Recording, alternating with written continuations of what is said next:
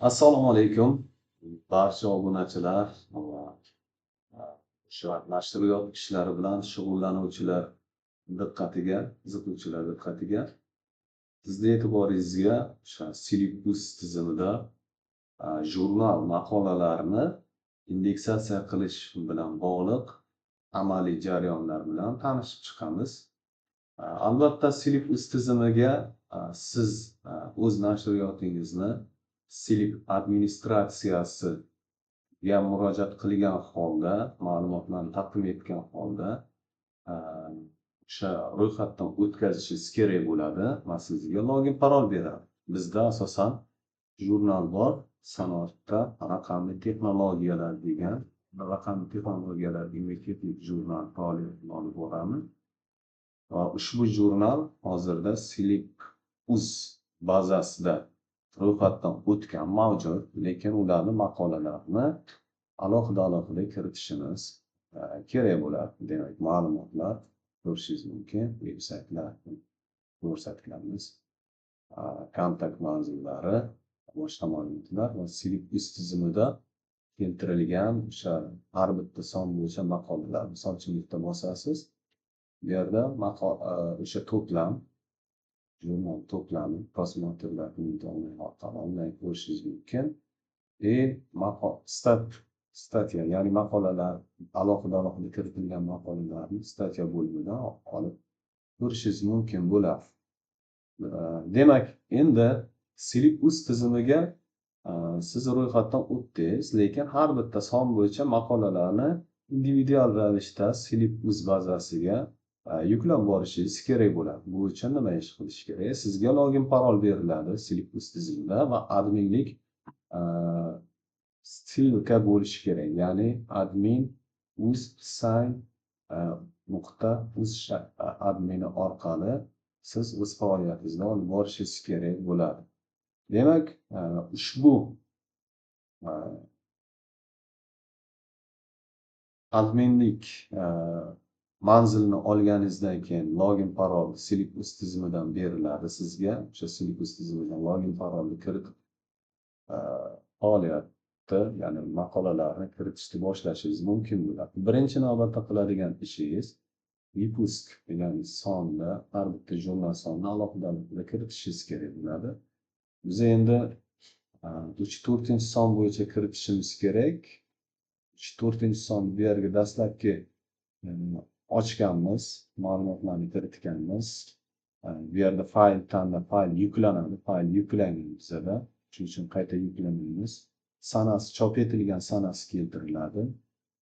Jurnal o'sha shu yilda chop etilgan nomeri va shu yilda nashr raqami keltiriladi va stranitsa sayfa ekanligi keltiriladi. Jurnal muqovasi yuklanadi va saqlash tugmasi bosiladi. Endi maqolalarni yuklash uchun bularni kiritib bo'lganingizdan keyin, albatta mana bu aktiv bo'lishi kerak.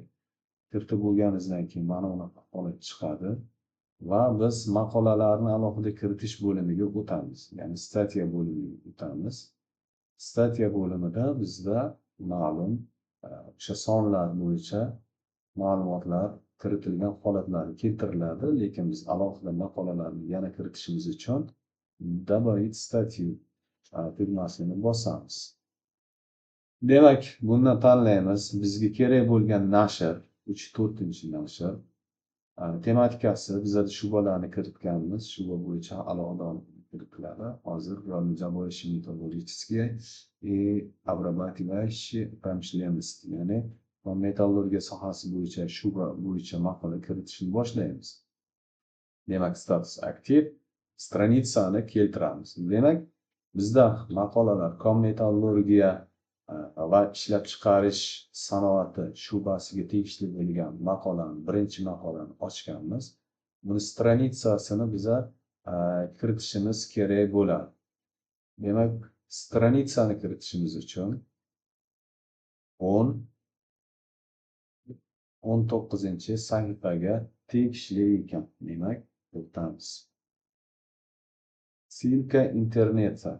Demak, bu o'zimizni shaxsiy veb-saytimizdan ushbu maqolaning manzilini ko'rsatishingiz kerak bo'ladi. Hatto shuning uchun bizda rasmiy elektron veb-saytimiz mavjud. Demak, arxivga o'tamiz. 3-4 sonni ochamiz. Birinchi maqolani manzilini olamiz. Demak, bu copyright adres adminlik saytasiga o'tamiz, manzilni ko'rsatamiz, bu yerga esa doiralarni keltiramiz.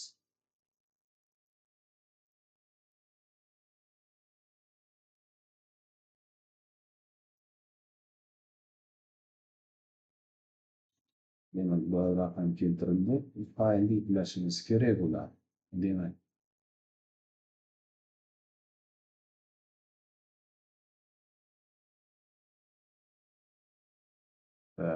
dekabr 2025 birinchi va PDF shaklidagisini yuklaymiz.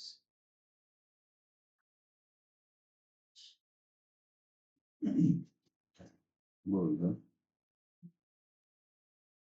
Boshlang'ich ma'lumot kiritildi. Keyingi bosqichga o'tamiz. Endi bizada asosan 3 ta tilda ma'lumotlar kiritilishi kerak bo'ladi.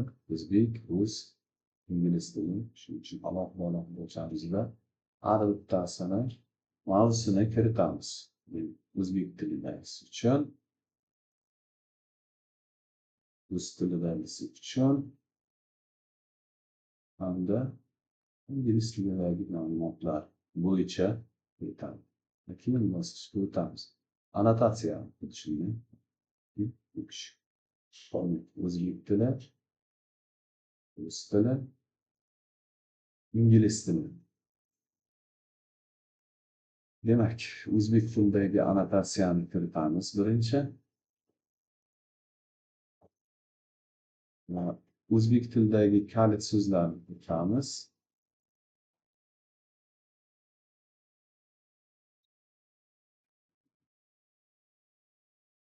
Va rus tilidagi annotatsiyani kiritamiz.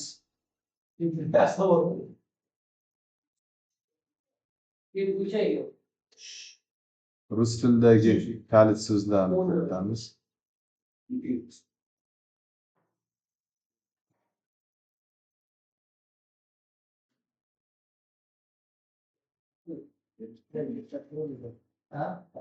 Demak, ingliz tilidagi annotatsiyalarni kiritamiz.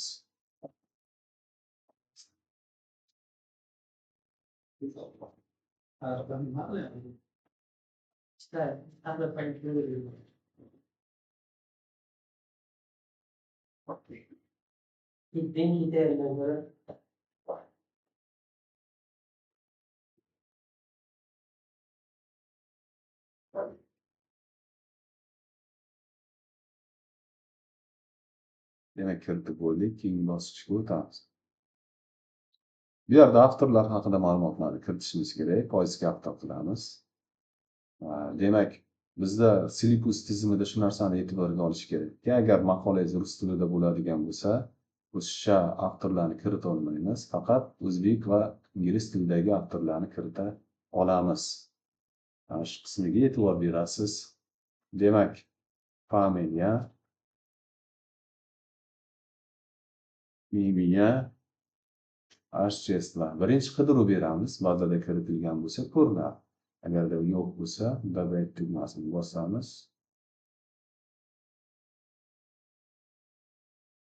Chiqmay qolishi mumkin ba'zi holatlarda. Chiqdi, qidiruv tizimi berdik. Demak, bazada bor ekan. USB-ni bosamiz. Birinchi avtorimiz ma'lumotlari kiritildi. Keyin ikkinchi avtorni kiritamiz.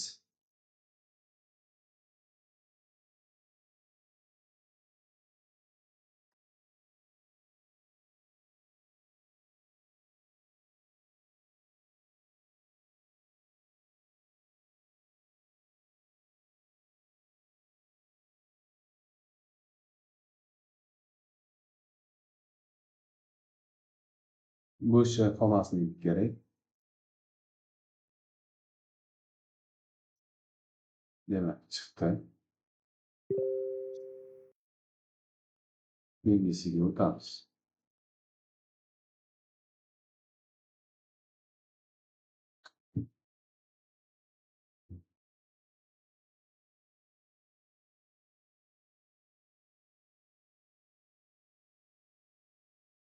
Chiqdi.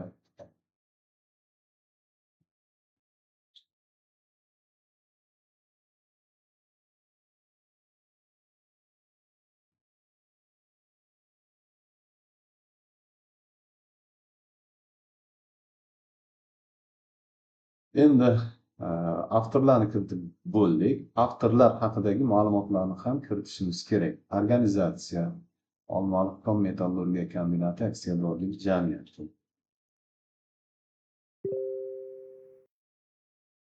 Bosamiz. Bu yerda professor deb nomlaymiz. Va keyingisi esa Qarshi davlat texnika universiteti.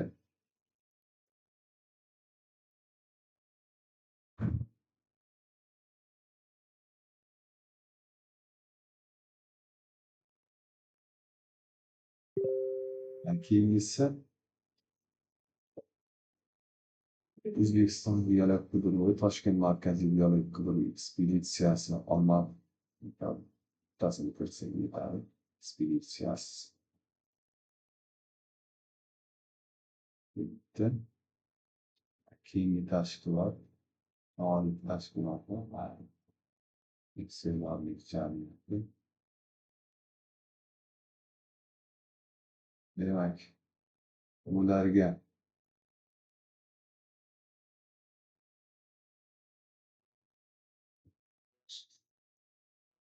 Soat 10:03gacha svet bo'yicha ekranda gapirga davlat kamerasi bor, sen bu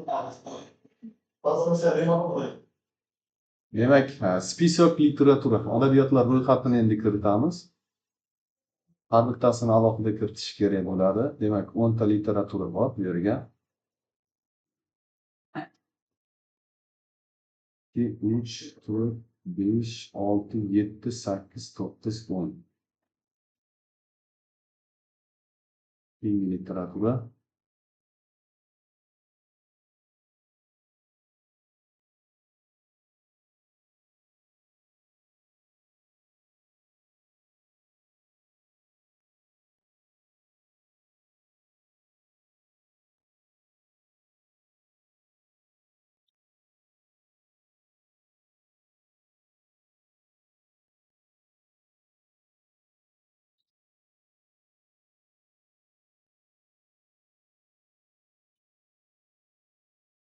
E'tibor bergan bo'lsangiz, sen shu bilan maqolani yuklash jarayonidan yakunlanadi. Saqlanib tugmasini bosamiz va kiritilgan ma'lumotlarni ko'zdan kechirishingiz mumkin.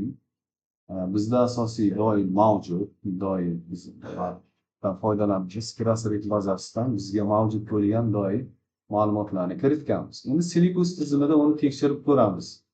Mavjudlik holatini.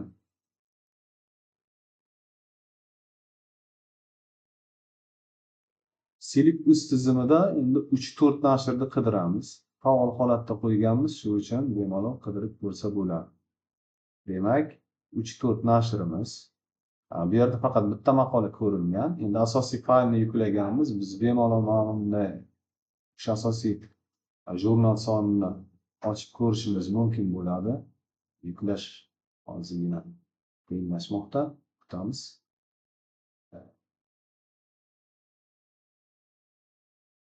Bu yerda jurnal soni to'liq yuklangan, lekin albatta maqolalarni alohida ham yuklash jarayonlari amalda qo'llashimiz kerak bo'ladi. Demak, maqolani alohida yuklangan holatlarni biz statya bo'limidan ko'ramiz.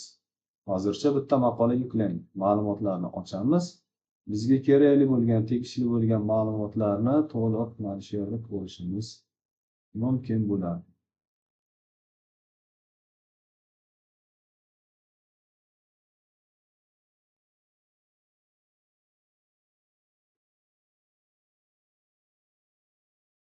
Ko'rishlar soni ikkita.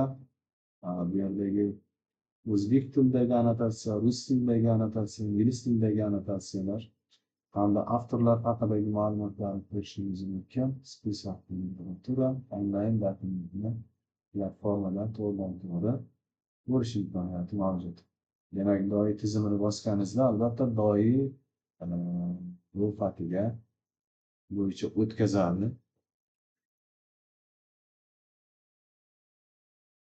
Internet bilan muammoli vaziyat bo'lgani uchun to'g'ri ochilmayapti.